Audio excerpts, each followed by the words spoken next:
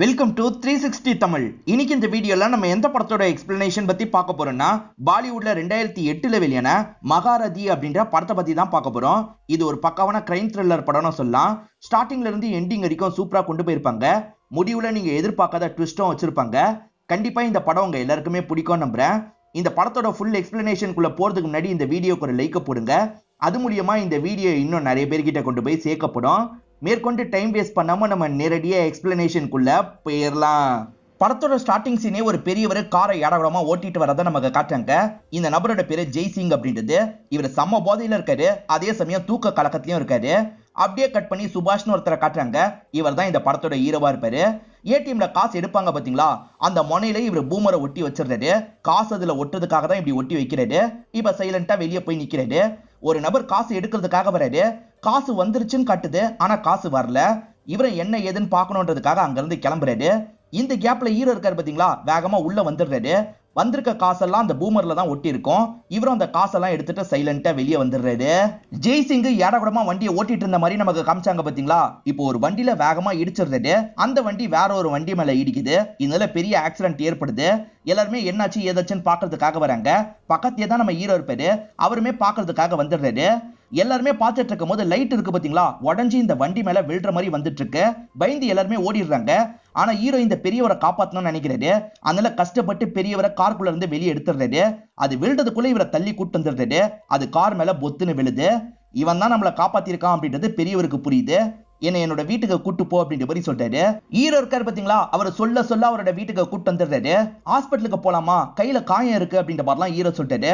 அது ஒன்றும் பிரச்சனை இல்ல, சரக்கு எடு அப்படின்ற மாதிரி சரக்கை ஊத்தி கழுவுறாரு. அந்த சரக்கை குடிச்சிட்டு இருக்காரு. என்ன இந்த மனுஷன் இப்படி இருக்காரு அப்படின்ற மாதிரி ஹீரோ யோசிக்கிறாரு.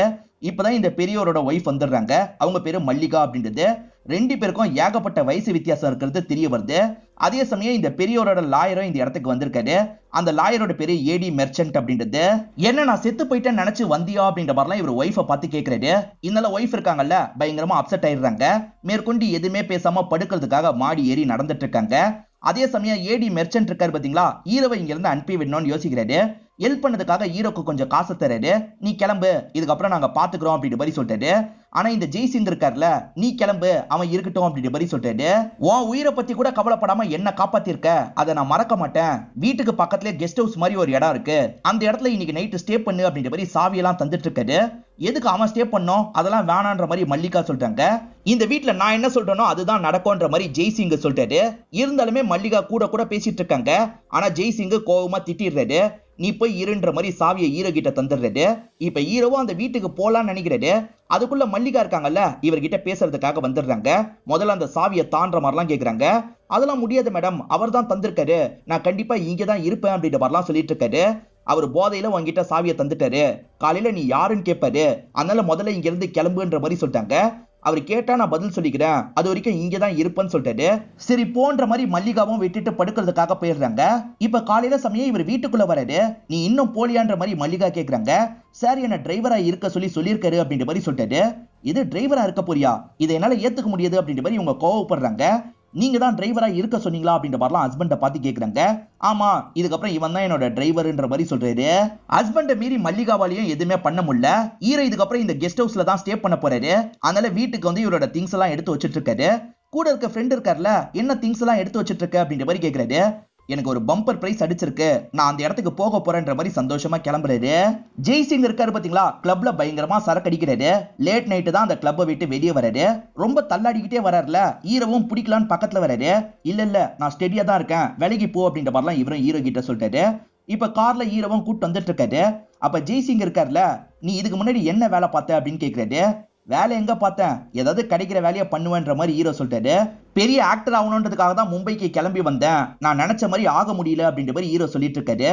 அதுக்கு ஜெய்சிங் இருக்காருல, சில வருஷத்துக்கு முன்னாடி நீ என்னோட கண்ணில் பட்டிருக்கணும், உன்னை நானே ஆக்டரா மாத்திருப்பேன் அப்படின்ற மாதிரி சொல்லிட்டாரு. இப்ப வீட்டுக்கு வந்தோன்னா வீட்டுக்குள்ள வான்ற மாதிரி இவரை கூட்டு வந்துடுறாரு. இவரோட பர்சனல் ரூமுக்கு தான் கூட்டு வந்திருக்காரு. பார்த்தா நிறைய சினிமா போஸ்டர்லாம் இருக்கு. இவர் பெரிய ப்ரொடியூசர்ன்றது தெரிய வருது. சில வருஷத்துக்கு முன்னாடி தான் இவளை பார்த்தேன் அப்படின்ற மாதிரி மல்லிகாவோட போட்டோவை காட்டுறாரு. அவங்க ஆக்ட்ரஸ் ஆகணும் அப்படின்ற மாதிரி வந்திருப்பாங்க. அப்படிதான் இவங்களுக்குள்ள பழக்கம் ஏற்பட்டிருக்கும். ரெண்டு பேருமே கல்யாணம் எல்லாம் முடிச்சிருப்பாங்க. அப்பத்துல இருந்து தான் என்னோட வாழ்க்கையே மாறிடுச்சு அப்படின்ற மாதிரி இவர் சொல்லிட்டாரு. அப்பத்துல இருந்து தான் இவர் பண்ற படம் எல்லாமே ஃபிளாப் ஆயிருக்கும், ரொம்ப மோசமான நிலைமைக்கு வந்திருப்பாரு. அதே சமயம் கல்யாண வாழ்க்கையும் சந்தோஷமா போகாது, ஒரே கஷ்டமா இருக்கு அப்படின்ற மாதிரி சொல்லிட்டாரு. நீ என்னைக்கும் கல்யாணம் மட்டும் பண்ணிக்காத அப்படின்ற மாதிரி ஹீரோ கிட்ட சொல்றாரு. ஹீரோ வீட்டுல இருக்கும்போது மல்லிகா இருக்காங்கல்ல, இங்க வான்ற மாதிரி சத்தமா கூப்பிடுறாங்க. என்னன்னு தெரியாம இவரும் வேக வேகமா ஓடி வராரு. பார்த்தா மல்லிகா நெயில் பாலிஷ் எல்லாம் போட்டுட்டு இருக்காங்க. இவரும் கொஞ்ச நேரம் அவங்களையே பார்த்துட்டு இருக்காரு. பார்த்தது போதும், உன் சம்பள காசை வச்சிருக்கேன் பாரு, வந்து எடுத்துக்கோ அப்படின்ற மாதிரிலாம் சொல்றாங்க. இன்னும் ஒரு மாசமே முடியலையே அப்படின்ற மாதிரி இவர் யோசிச்சுட்டு இருக்காரு. பரவாயில்ல எடுத்துக்கோ அப்படின்ற மாதிரி சொல்லிட்டாங்க. சரின்ற மாதிரி இவரும் காசுக்கு பக்கத்துல வந்து அந்த காசு எடுத்துடுறாரு. காசு எடுத்தோடனே இவங்க கத்த ஆரம்பிக்கிறாங்க. இவன் திருடிட்டான் அப்படின்ற மாதிரி தான் கத்துறாங்க. ஹீரோக்கு ஒண்ணுமே புரியல. இப்ப ஜெய்சிங் இந்த இடத்துக்கு வந்துடுறாரு. கன்னோட தான் வந்திருக்காரு. எது திருடிட்டானா அப்படின்ற மாதிரிலாம் கேட்கிறாரு. ஆமா, இவன் காசு எடுத்து வச்சிருக்கான் அப்படின்ற மாதிரி சொல்லிட்டாங்க. ஏண்டா உனக்கு அவ்வளவு தைரியமா அப்படின்ற மாதிரி கோவப்படுறாரு. செக் பண்ணும் அப்படின்ற மாதிரி இவரை செக் பண்ணிட்டு இருக்காரு. நம்ம ஹீரோ பேசிக்காவே திருடன் தானே, அவர் செக் பண்ணிட்டு இருக்கும் போது அவருக்கே தெரியாம அவரோட கோர்ட் பாக்கெட்ல வச்சிருந்தாரு. அதனால ஜெய்சிங்குக்கு கிடைக்கல. என்னமோ திருடிட்டான்னு சொன்ன, அவன் பாக்கெட்ல எதுவுமே இல்லைன்ற மாதிரிலாம் சொல்லிட்டு போறாரு. ஏன் கிட்டே வா அப்படின்ற மாதிரி ஹீரோ இருக்காருல, மல்லிகாவை இந்த இடத்துல கிண்டல் பண்ணிட்டு இருக்காரு. மல்லிகா எப்பவுமே நிறைய காசு செலவு பண்ணுவாங்க போல, இதுக்கப்புறம் செலவு பண்ணக்கூடாதுன்ற மாதிரி ஹஸ்பண்டே உங்களோட கார்டை பிளாக் பண்ணிருக்காரு. எதுக்காக என்னோட கார்டை பிளாக் பண்ணீங்க, அதை முதல்ல கேன்சல் பண்ணுங்க அப்படின்ற மாதிரிலாம் சொல்லிட்டாங்க. நீ பாட்டுக்கு இஷ்டத்துக்கு செலவு பண்ணிட்டு இருக்க, இதுக்கப்புறமா இதை கண்ட்ரோல் பண்ணாம இருக்க முடியாது, அதனால தான் அப்படின்ற மாதிரி சொல்லிட்டாரு. ஆனா இவங்க இருக்காங்கல்ல, கண்ட மேனிக்கு ஹஸ்பண்டை திட்டிட்டு ரூம்குள்ள போய் கதவை சாத்திடுறாங்க.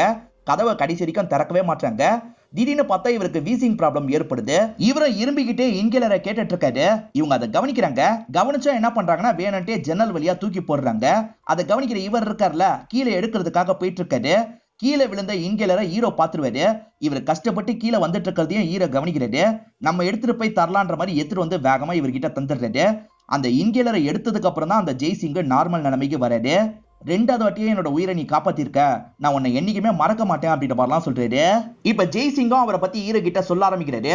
நாளுக்கு நாள் இவர்கிட்ட இருக்க காசெல்லாம் குறைஞ்சுக்கிட்டே இருக்குல்ல, ஒய்ஃப் என்ன சாவடிக்கணும்னு பிளான் போடுறா.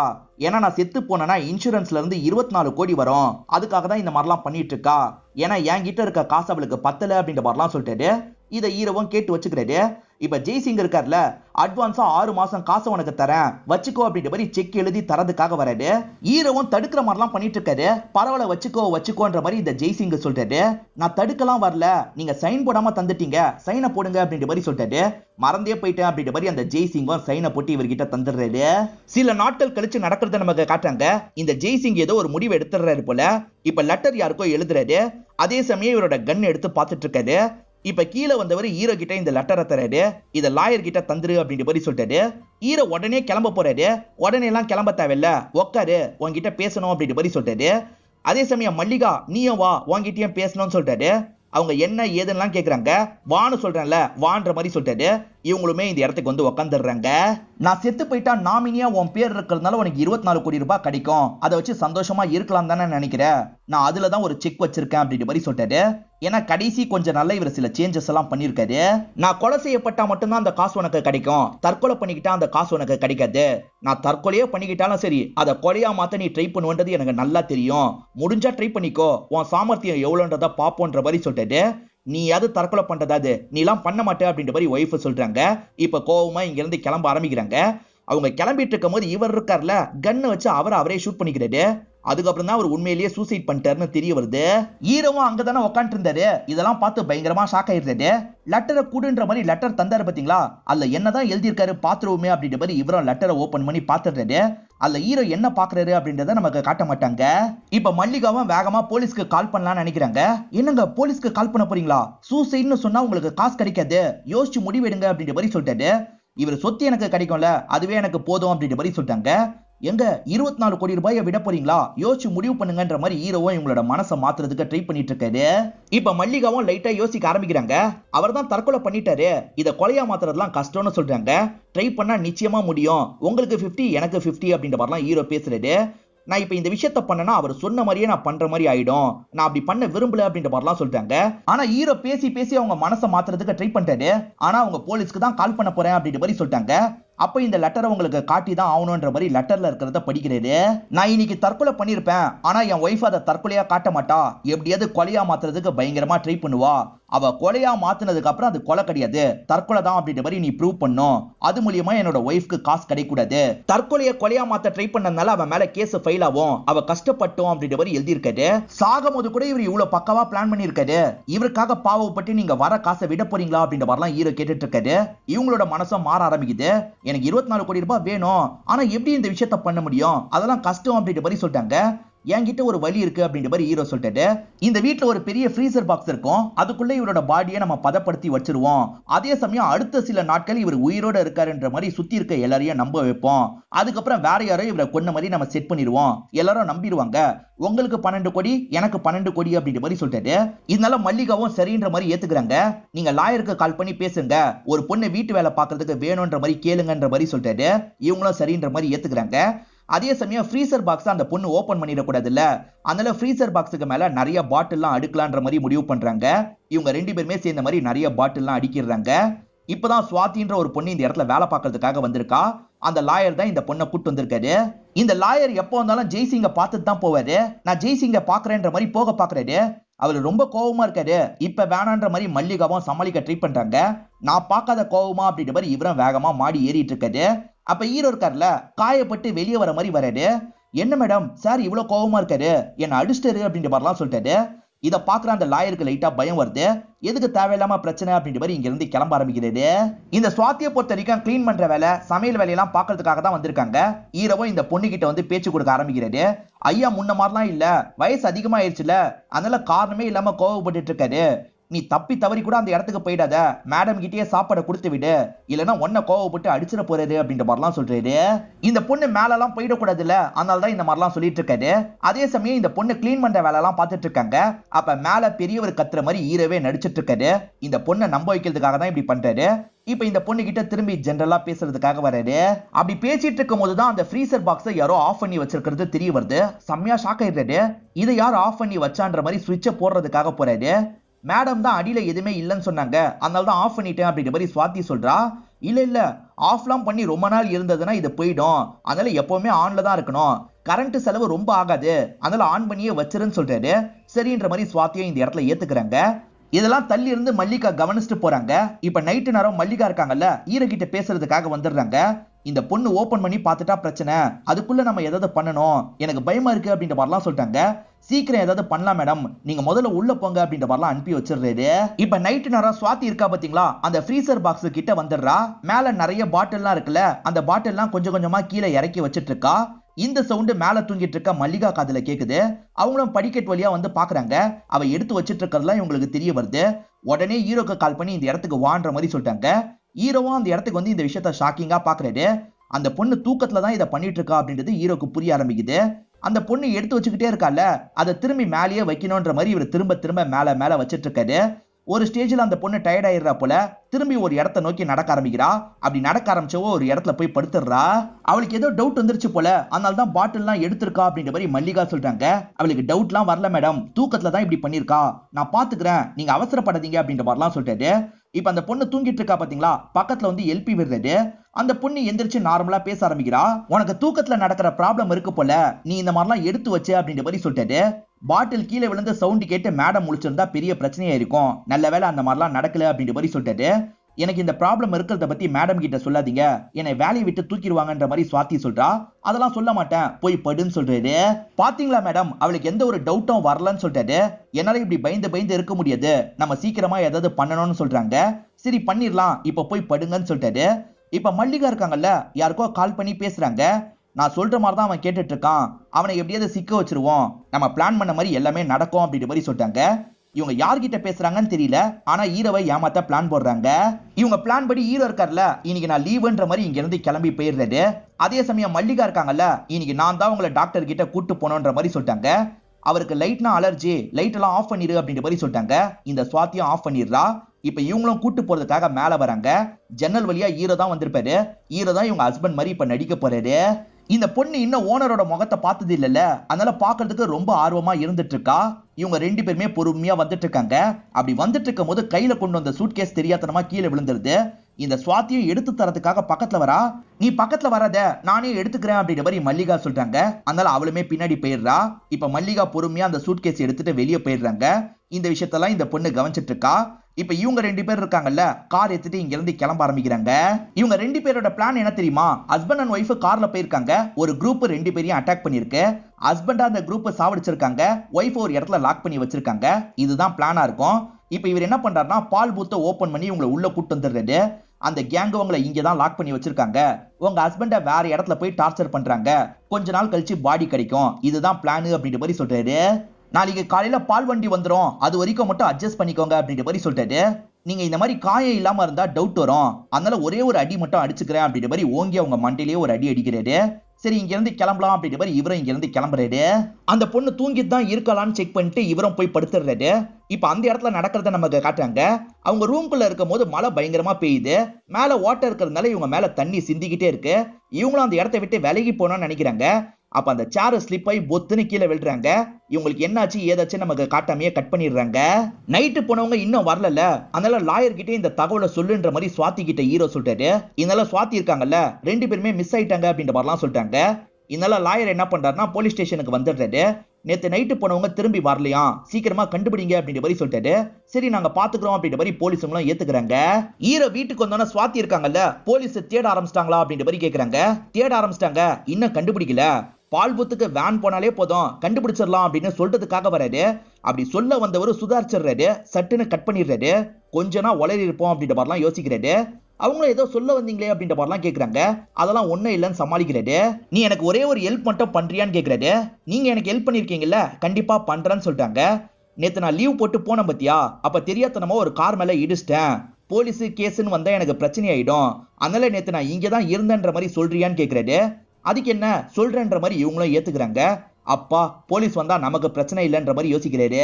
இப்ப கான்ஸ்டபிள மேடத்தை கண்டுபிடிச்சாச்சு வான்ற மாதிரி கூப்பிடுறாரு. இவர் என்ன பண்றாருன்னா அவர் கூடிய பைக்ல அந்த இடத்துக்கு வந்துடுறாரு. அந்த பால் பூத் இடத்துக்கு தான் கூட்டு வந்திருக்காங்க. அந்த இடத்துல பார்த்தா அவங்க இறந்து போயிருக்காங்க. மேடம் இறந்து போயிட்டாங்க அப்படின்ற மாதிரி ஆட்கள் சொல்றாங்க. இது இறந்து போயிட்டாளா அப்படின்ற மாதிரி இவர் ஷாக் ஆகி இந்த இடத்துல மயக்கம் போட்டுறாரு. இந்த கேஸை ஏசிபி தான் விசாரிக்க போறாரு. இவங்க வீட்டுல விசாரணை பண்றதுக்காக வந்திருக்காரு. வந்தவர் என்ன சொல்றாருன்னா 2 பேருமே கார்ல போயிருக்காங்க, ஏதாவது ஒரு கேங்க கூட தூக்கி இருக்க வாய்ப்பு இருக்கு. ஒய்ஃபை இங்க லாக் பண்ணி வச்சிருக்காங்க, அவரை எங்க கூட்டு போயிருப்பாங்க அப்படின்ற மாதிரிலாம் பயங்கரமா யோசிச்சுட்டு இருக்காரு. அப்ப இந்த லாயர் இருக்கார்ல, மேடம் முதல்ல எப்படி இறந்து போயிருக்காங்க அப்படின்ற மாதிரி கேட்கிறாரு. டாக்டர் கிட்ட அனுப்பி வச்சிருக்கோம், டாக்டர் சொல்றதை பொறுத்து தான் முடிவு எடுக்க முடியும் அப்படின்ற மாதிரி சொல்லிட்டாரு. அப்ப சுவாதி காஃபி எடுத்துக்கோங்க அப்படின்ற மாதிரி காஃபி வந்து தராங்க. இப்ப இவர் சுவாத்திய பத்தி விசாரிக்கிறாரு, அதே சமயம் ஹீரோவை பத்தியும் விசாரிக்கிறாரு. அது சரி அவங்க கிளம்பி போகும்போது நீங்க 2 பேர் வீட்டுல தான் இருந்தீங்களா அப்படின்ற மாதிரி கேட்கிறாரு. சுவாதி கிட்ட வீட்டுல தான் இருந்தேன்னு சொல்ல சொன்னார்ல, அதனால சுவாதி நாங்க 2 பேருமே வீட்டுல தான் இருந்தோன்ற மாதிரி சொல்லிட்டாங்க.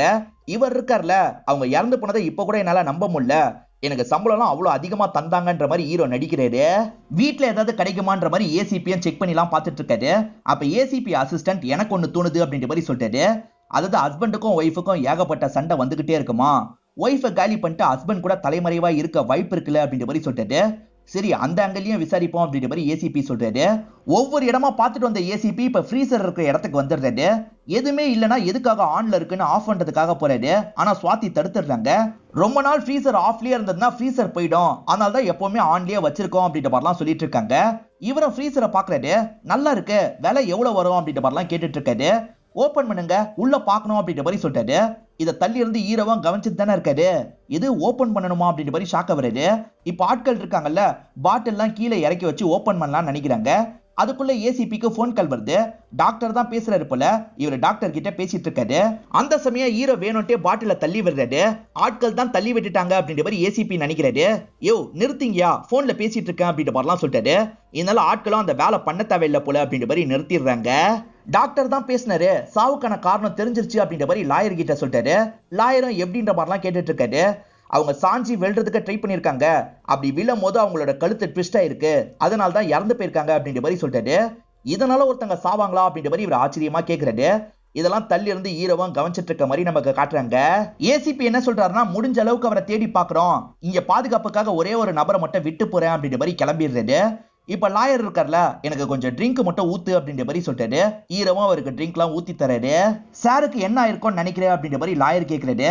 சாரு ரொம்ப நல்ல மனுஷன், அவருக்கெல்லாம் எதுவும் ஆயிருக்காது அப்படின்ற மாதிரி ஹீரோவும் நடிச்சிட்டு இருக்காரு. சாருக்கு எதுவுமே ஆகலன்னு வச்சுக்கோ, நீ வேலைக்காரன் தான். ஆனா இதுவே சாருக்கு ஏதாவது ஆயிருந்ததுன்னு வச்சுக்கோ, நீ இதுக்கப்புறம் இந்த வீட்டுல முதலாளி அப்படின்ற மாதிரி சொல்லிட்டாரு. ஈரவும் புரியாம பாத்துட்டு இருக்காரு. இன்னுமா புரியல? நீ அவருக்கு ஹெல்ப் பண்ணல, அத மனசுல வச்சு சொத்தை உன் பேர்ல தான் எழுதி வச்சிருக்காருன்னு சொல்றாரு. இதை விட ஆச்சரியமான ஒரு விஷயத்த சொல்லவா? சார் மட்டும் கொலை செய்யப்பட்டிருந்தாருன்னு வச்சுக்கோ, உனக்கு 24 கோடி ரூபாய் கிடைக்கும். ஏன்னா அவரோட உயிரில அந்த மாதிரி தான் எழுதி வச்சிருக்காரு அப்படின்ற மாதிரி சொல்லிட்டாரு. அட பாவி மனுஷா, என் பேர்ல தான் எழுதி வச்சிருந்தியா, இது தெரியாம போயிருச்சு அப்படின்ற மாதிரிலாம் ஹீரோ யோசிக்கிறாரு. ஃப்ரீசர்ல இருக்க பாடியை எங்கேயாவது கொண்டு போய் போடணும்னு நினைக்கிறாரு. யாரோ கொன்ன மாதிரி கணக்கு காமிச்சாதான் இவருக்கு 24 கோடி ரூபாய் கிடைக்கும். அதனால ஹீரோ இருக்காரு பாத்தீங்களா, வெளியே இருக்க கான்ஸ்டபிள் கிட்ட பேச்சு கொடுக்கறதுக்காக வராரு. அப்படியே அவரை சரக்கடிக்க வைக்கிறாரு. அவரு நிறைய சரக்கு வச்சிடறாருல, அதனால போதையில படுத்துறாரு. இவன் படுத்துட்டான், இப்ப நம்ம பாடியை தூக்கிடலாம் அப்படின்ற மாதிரி யோசிக்கிறாரு. அந்த பொண்ணு என்ன பண்றாங்கன்னா ஒரு 8 பாத்துக்கிறாரு. அப்படி பார்த்ததுக்கு அப்புறம் பொறுமையா பாட்டில் எல்லாம் ஒவ்வொன்னா எடுக்கிறாரு. இப்போ ஓபன் பண்ணி பாடியை தூக்கலாம் நினைக்கிறாரு. அப்படி தூக்கலாம் நினைக்கும் போது கரெக்டா லாயர் பக்கத்துல வந்து நிக்கிறாரு. மாட்டிக்கிட்டோன்னு தெரிஞ்சோன்னா ஹீரோக்கு ரொம்ப பயம் வந்துருது. சார் நான் எல்லாத்தையும் சொல்லிடுறேன், சார் சூசைட் பண்ணி தான் இறந்து போனாரு. மேடம் இருக்காங்கல்ல, அவங்க தான் கொலையா மாத்தணும்ன்ற மாதிரி சில முயற்சி எல்லாம் பண்ணாங்க. வேற வழி இல்லாம தான் நான் சப்போர்ட் பண்ணேன் அப்படின்ற மாதிரி சொல்லிட்டாரு. இவர் தான் பண்ணலாம்னு சொல்லியிருப்பாரு. ஆனா இவர்கிட்ட வேற மாதிரி பேசுறாரு. உடனே போலீஸ்க்கு கால் பண்ண போறேன் அப்படின்ற மாதிரி லாயர் சொல்லிட்டு இருக்காரு. சார் அவசரப்பட்டு போலீஸ்க்கு எல்லாம் சொல்லாதீங்க சார், எனக்கு காசு வரும்ல, அதுல பாதி காசை உங்களுக்கு தந்துடுறேன் அப்படின்ற மாதிரிலாம் சொல்லிட்டாரு. லாயரும் இப்ப லைட்டா உள்ளுக்குள்ள சிரிக்கலாம் ஆரம்பிக்கிறாரு. சரி இதுல ஒரு சைனை மட்டும் போடுன்ற மாதிரி ஒரு டாக்குமெண்ட்டை தராரு. அது பவர் ஆஃப் அட்டர்னியா இருக்கும். அதை பாக்குற ஹீரோ இல்லலாம் சைனை போட மாட்டேன்னு சொல்லிட்டாரு.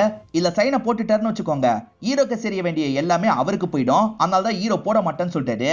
இப்ப லாயர் இருக்கார்ல, இந்த பிளான மல்லிகா சொல்ல, நீ தான் மல்லிகாக்கு சொன்னேன்னு எனக்கு தெரியும்டா அப்படின்ற மாதிரி சொல்லிட்டாரு. மல்லிகா யார்கிட்டயோ போன்ல பேசின மாதிரி காமிச்சாங்கல்ல, இந்த லாயர் கிட்ட தான் போன்ல பேசியிருப்பாங்க. ஆக்சுவலா லாயர் ஸ்டார்டிங்ல இருந்தே மல்லிகாவோட ஆளா தான் இருப்பாரு. ஹஸ்பண்ட் சொத்தெல்லாம் ஹீரோ பேர்ல எழுதிட்டார்ல, லாயர் மூலியமா இந்த விஷயம் எல்லாம் மல்லிகாக்கு தெரிய வந்திருக்கும். என்ன பண்றது அப்படின்ற மாதிரி யோசிச்சுட்டு இருந்திருப்பாங்க. அப்பதான் ஹஸ்பண்ட் சூசைட் பண்ணி இறந்து போயிருப்பாரு. சூசைட் பண்ணதுக்கு அப்புறம் அவங்க நடிக்க தான் செஞ்சிருப்பாங்க. ஹீரோவை நம்ம வழிக்கு கொண்டு வரணுன்றதுக்காக தான் அந்த ஆக்டிங் எல்லாம் போட்டிருப்பாங்க. ஹீரோவை இந்த கொலையில சிக்க வச்சுட்டு வர சொத்தை நம்ம எடுத்துக்கலாம் அப்படின்ற மாதிரிலாம் பிளான் போட்டிருப்பாங்க. ஆனா தெரியாதனமா அவங்க இறந்து போயிருப்பாங்க. இப்ப லாயர் இருக்கார்ல, ஒழுங்கு மரியாதையா சைன் போடு அப்படின்ற மாதிரி கண்ணை காட்டுறாரு. இதை பாக்குற ஹீரோக்கு ஒண்ணுமே புரியல. நீங்க மட்டும் என்ன ஷூட் பண்ணீங்கன்னு வச்சுக்கோங்க, உங்களுக்கும் காசு கிடைக்காது, நீங்களும் போலீஸ் கிட்ட மாட்டிடுவீங்க அப்படின்ற மாதிரிலாம் சொல்லிட்டாரு. நான் எதர்ச்சியா வீட்டுக்கு வரும்போது ஜெய்சிங்கோட பாடியை நீ இழுத்துட்டு போனேன், என்ன ஏதாவது பண்ணிட போறேன்னு நான் பயந்துட்டேன், அதனால தான் கண்ணை வச்சு உன்னை ஷூட் பண்ணிட்டேன், இப்படிதான் போலீஸ் கிட்ட சொல்லுவேன், அதனால ஒழுங்கா சைனை போடு, ஏதாவது பார்த்து தரேன்ற மாதிரி சொல்லிட்டாரு. ஹீரோவும் பயத்துல சைனை போடலான்ற மாதிரிலாம் வந்துட்டு இருக்காரு. அப்பன்னு பார்த்து ரூம்குள்ள இருந்து இந்த சுவாதி வந்துடுறாங்க. இவர் வேகமா சுவாத்தியை லாக் பண்ணி கத்தாது அப்படின்ற மாதிரிலாம் சொல்லிட்டு இருக்காரு. இந்த சமயம் பார்த்தா போலீஸுங்கெல்லாம் மொத்தமா இந்த இடத்துக்கு வந்துடுறாங்க. வந்தவங்களுக்கு லாயர் தானே கெட்டவர் மாதிரி தெரிவாரு, கண்ணை கீழே போடு அப்படின்ற மாதிரிலாம் சொல்றாங்க. அதே சமயம் ஹீரோ இருக்காருல, பாருங்க சார் எங்க ஓனர் அநியாயத்துக்கு கொன்னுட்டாரு அப்படின்ற மாதிரிலாம் சொல்லிட்டு இருக்காரு. எங்களுக்கே தெரியாம எங்க ஓனரை கொலை பண்ணி இந்த இடத்துல வச்சிருக்காரு, அதை இழுக்கிறத நான் பார்த்தேன், அதனால தான் உடனே போலீஸ்க்கு கால் பண்ணிட்டேன், என்னையும் கொல்றதுக்கு ட்ரை பண்ணாரு, நல்ல வேலையா நீங்க வந்து காப்பாத்திட்டீங்கன்னு ஹீரோ சொல்லிட்டாரு. ஆக்சுவலா ஹீரோ அவரை மாட்ட வைக்கிறதுக்காக பிளான் பண்ணிருப்பாரு. அதனால தான் போலீஸ் கிட்ட சொல்லிட்டு இப்படி நடிச்சிருப்பாரு. ஜெய்சிங் செத்துட்டாரா இல்லையான்னு தெரியாமையே எப்படி சொத்தை பத்தி பேசுவான், சொத்தை பத்தி பேசுறானா கண்டிப்பா நம்மள மாட்ட வைக்க பிளான் போட்டிருக்கான்னு ஹீரோ கெஸ் பண்ணிருப்பாரு. அதனால தான் இப்படி ஒரு விளையாட்டை விளையாடி இருப்பாரு. இப்ப லாயர் இருக்கார்ல, இவன் போய் சொல்லிட்டு இருக்கான், சார் நான் எதுவுமே பண்ணல, இவன் தான் இந்த விஷயத்தெல்லாம் பண்ணிருக்கான் அப்படின்ற மாதிரி சொல்லிட்டாரு. ஆனா லாயர் பண்ண மாதிரி தான் போலீஸுங்களுக்கு நிறைய எவிடன்ஸ் எல்லாம் கிடைச்சிருக்கும். ஏன்னா அந்த எவிடன்ஸ் எல்லாம் செட் பண்ணதே ஹீரோவா தான் இருப்பாரு. என்ன எவிடன்ஸ்னு பாத்தீங்கன்னா, கடைசியா ஜெய்சிங் ஒரு ட்ரெஸ் போட்டு போன மாதிரி ஹீரோ நடிச்சாரு பாத்தீங்களா, அந்த ட்ரெஸ் எல்லாத்தையுமே இவரோட கார்ல வச்சிருப்பாரு. வேணும்ட்டே லாயரை மாட்ட வைக்கிறதுக்காக தான் இப்படி வச்சிருப்பாரு. அதெல்லாம் எங்களுக்கு கிடைச்சிருக்கு, நீங்க தான் கண்டிப்பா அவர் ஏதோ பண்ணிருக்கீங்க அப்படின்ற மாதிரிலாம் சொல்லிட்டு இருக்காரு. இதெல்லாம் ஹீரோ தான் பண்ணிருக்கான்றது லாயருக்கு புரியுது. அதனால லாயர் பயங்கரமா கோவப்படுறாரு. இல்ல சார் இவன் தான் பண்ணான், இவன் தான் பண்ணான்னு சொல்லிட்டாரு. ஆனா இவங்க ஏத்துக்காம இவரை அரெஸ்ட் பண்ணி கூட்டு போலான்னு நினைக்கிறாங்க. அதனால கோவத்துல லாயர் இருக்காரு பாத்தீங்களா, ஒரு போலீஸ் கிட்ட இருந்து கன் எடுத்து ஹீரோவை ஷூட் பண்றதுக்காக ட்ரை பண்றாரு. அதுக்குள்ள இந்த ஏசிபி இருக்காருல, ஹீரோவை காப்பாத்துறதுக்காக இவரை ஷூட் பண்ணிடுறாரு. அதனால லாயர் இந்த இடத்துல இறந்து போயிடுறாரு. போலீஸை பொறுத்த வரைக்கும் லாயர் தான் அவரை கொலை பண்ணிருக்காரு அப்படின்ற மாதிரி நினைக்கிறாங்க. கொலைன்றதுனால 24 கோடி ரூபாய் ஹீரோக்கு தான் கிடைச்சிருக்கும். ஹீரோவும் வந்த காசை வச்சு இந்த இடத்த சூப்பரா ரெடி பண்ணணும்னு நினைக்கிறாரு. அதுக்கான வேலையெல்லாம் பார்த்துட்டு இருக்காரு. அப்பதான் சுவாதி இருக்காங்கல்ல, இவரை பார்த்து பேசுறதுக்காக இந்த இடத்துக்கு வராங்க. ரொம்ப ஹாப்பியா இருக்கீங்க போல அப்படின்ற மாதிரிலாம் கேக்குறாங்க. இவரும் ஆமான்னு சொல்லிட்டாரு. நீங்க தான் இந்த விஷயத்த பண்ணீங்கன்னு எனக்கு தெரியும்னு சொல்றாங்க. என்ன சொல்ற, நாளா இந்த விஷயத்த பண்ணல, நான் எப்படி பண்ணுவேன்ற மாதிரிலாம் இவர் இந்த இடத்துல நடிக்கிறாரு. நீங்க அன்னைக்கு கெட்டப்பெல்லாம் அந்த பெரியவர் மாதிரி போட்டீங்க, ஆனா ஒரே ஒரு விஷயத்த மிஸ் பண்ணிட்டீங்க, உங்க ஷூவை மாத்தல அப்படின்ற மாதிரி சொல்லிட்டாங்க. அன்னைக்கும் இதே ஷூவை போட்டு தான் இவர் இறங்கியிருப்பாரு. அதை வச்சு இவங்களுக்கு டவுட் வந்திருக்கும். அதுக்கப்புறம் இவர் பண்ற ஆக்டிவிட்டி எல்லாம் வச்சு இவர் மேல கன்ஃபார்மே ஆயிருக்கும். தெரிஞ்சும் எதுக்காக என்ன மாட்டி வில்லன்னு கேக்குறாரு. நம்ம தான் மாத்தி மாத்தி ஹெல்ப் பண்ணிப்போம்ல, அந்த மாதிரி ஹெல்ப்பா தான் இந்த விஷயத்த பண்ணேன். பதிலுக்கு நீங்களும் எனக்கு ஹெல்ப் பண்ணுவீங்களன்ற மாதிரி கேக்குறாங்க. அதாவது எனக்கும் கொஞ்சம் காசு தருவீங்களான்னு கேக்குறாங்க. இவரும் சரின்ற மாதிரி சிரிக்கிறாரு. இதோட இந்த படத்தை நமக்கு முடிச்சிடுறாங்க. இந்த படத்துல வந்த ட்விஸ்ட் அண்ட் டர்ன்ஸ்லாம் உங்களுக்கு பிடிச்சிருக்கோம் நம்புறேன். இந்த வீடியோ உங்களுக்கு பிடிச்சிருந்ததுன்னா லைக் பண்ணுங்க, கமெண்ட் பண்ணுங்க, மறக்காம 360 தமிழ் சேனலா சப்ஸ்கிரைப் பண்ணுங்க. தொடர்ச்சியா இந்த மாதிரி வீடியோக்கள் வந்துகிட்டே தான் இருக்கும்.